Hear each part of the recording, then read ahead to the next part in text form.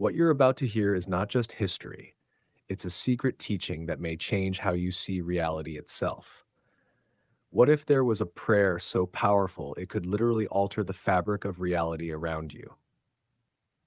Abdul Qadir al-Jilani, the great Sufi master, taught a specific method of remembrance that witnesses claimed could move mountains, part seas, and bend the laws of physics themselves. But here's what most people don't understand about this supernatural practice. This isn't about asking God for favors. This isn't about hoping for divine intervention. This is about becoming such a pure channel for divine will that reality itself reshapes around your consciousness. And the man who mastered this art became known as the Sultan of Saints, the most powerful spiritual figure in Islamic mysticism. Born in 1077 in Persia, Abdul Qadir al-Jilani would become the founder of one of the most influential Sufi orders in history. But before he achieved spiritual mastery, he was just a seeker like any other, searching for the secret that would unlock the hidden powers of the human soul. The breakthrough came during his years of intense spiritual practice in the wilderness of Iraq. For months, he survived on nothing but wild herbs and divine remembrance. It was during this period of extreme purification that he discovered what he called the prayer of power, a method of divine remembrance so concentrated, so aligned with cosmic forces, that it could literally alter physical reality. But what exactly was this method? And more importantly, how did it work? Abdul Qadir understood something that modern quantum physics is only now beginning to glimpse. Consciousness and reality are not separate. At the deepest level of existence, mind and matter are one unified field. When consciousness achieves perfect alignment with divine will, it gains the power to reshape the physical world. His method was based on what he called concentrated divine remembrance. But this wasn't ordinary prayer or meditation. This was a precise technique for synchronizing human consciousness with the fundamental frequencies of creation itself. The first element was complete purification. Abdul Qadir taught that before attempting to influence reality through prayer, one must become absolutely pure, not just physically, but mentally, emotionally, and spiritually. Every trace of personal ego, every selfish desire, every attachment to outcome must be dissolved. Only when the self becomes completely transparent can divine power flow through it without distortion. The second element was what he called heart concentration. This involved focusing all awareness into the spiritual heart, not the physical heart, not the physical organ, but the subtle center of consciousness located in the chest. Abdul Qadir taught specific breathing techniques and visualization methods to gather all mental energy into this single point. The third element was divine alignment. Once consciousness was concentrated in the heart, the practitioner would align their entire being with a specific divine quality, whether that was divine mercy, divine power, divine wisdom, or divine beauty. The key was not just thinking about these qualities, but actually becoming them at the deepest level of being. The fourth and most crucial element was what Abdul Qadir called effortless effort. This sounds paradoxical, but it describes a state where maximum spiritual intensity is combined with complete surrender of personal will. The practitioner becomes like a perfectly tuned instrument that divine will can play without resistance. When these four elements came together, witnesses reported phenomena that seemed to defy natural law. Historical accounts describe Abdul Qadir stopping rivers in their course to allow armies to cross safely. Multiple sources record him appearing simultaneously in different cities hundreds of miles apart. Students reported that when he spoke certain formulas of remembrance, the very air around him would shimmer and bend as if reality itself was responding to his words. But perhaps the most documented miracle was his ability to provide for the needy through what appeared to be materialization out of thin air. When visitors came to his school hungry, he would enter into his state of concentrated remembrance, and food would appear.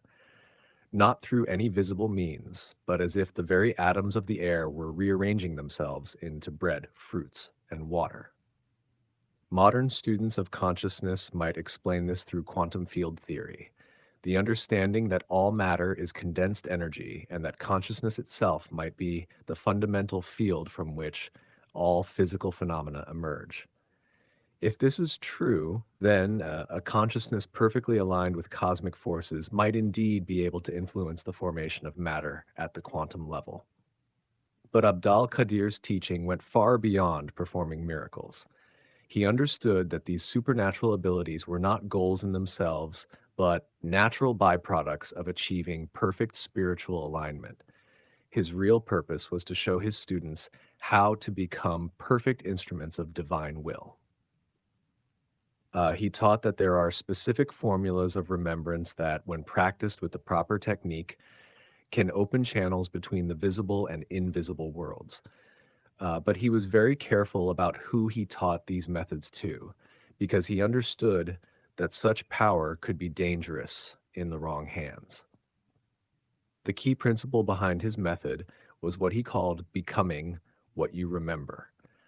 When you remember God's mercy with perfect concentration, you don't just think about mercy, you become mercy itself. When you remember God's power, you don't just contemplate power, you become a channel through which divine power operates in the world. This is why his method was so effective. Most people pray from a position of separation. They see themselves as limited beings asking an unlimited God for help. But Abdul Qadir taught his students to dissolve the sense of separation entirely. In the deepest state of remembrance, there is no you asking God for anything. There is only divine will expressing itself through the form that was once your individual consciousness. But let's be practical. How can modern seekers apply Abdul Qadir's principle that's spending years in the wilderness? First, begin each prayer session with purification. This doesn't just mean ritual washing, but also clearing the mind of all worldly concerns. Abdul Qadir taught that you cannot access divine power while your consciousness is scattered among 1,000 daily anxieties. Second, practice heart-centered awareness. Before making any request or engaging in any remembrance, spend several minutes gathering all your attention into the area of your chest. Feel your awareness settling there like light condensing into a laser beam. Third, align with divine qualities rather than asking for specific outcomes. Instead of praying, "Give me money," align your consciousness with divine abundance and become a channel through which abundance flows. Instead of praying, "Heal my sickness," align with divine wholeness and allow that wholeness to express itself through your being. Practice what Abdul Qadir called invisible action. This means performing your remembrance practice with such intensity and concentration that it affects the invisible dimensions of reality, which then manifest changes in the visible world. But Abdul Qadir also warned about the spiritual dangers of this practice. He taught that using these methods for purely personal gain would actually block the very spiritual development they're meant to produce. The power only flows when the ego gets out of the way completely. He also emphasized that these techniques should never be used to harm others or to force outcomes that go against divine wisdom. The practitioner becomes a channel for divine will, not a manipulator of cosmic forces for personal purposes. The most advanced students of Abdul Qadir developed what he called continuous remembrance, a state where divine remembrance becomes so natural that it continues even during sleep, work, and daily activities. In this state, their entire life becomes a prayer, and miraculous synchronicities become normal occurrences. These advanced practitioners reported that they no longer needed to perform the prayer method consciously. Their consciousness had become so aligned with divine will that they naturally attracted exactly what was needed for their spiritual service, exactly when it was needed. But perhaps the most profound aspect of Abdul Qadir's teaching was his understanding that these supernatural abilities are actually humanity's natural birthright. He taught that every human soul has the potential to become a perfect mirror for divine qualities. And when this happens, what we call miracles become as natural as breathing.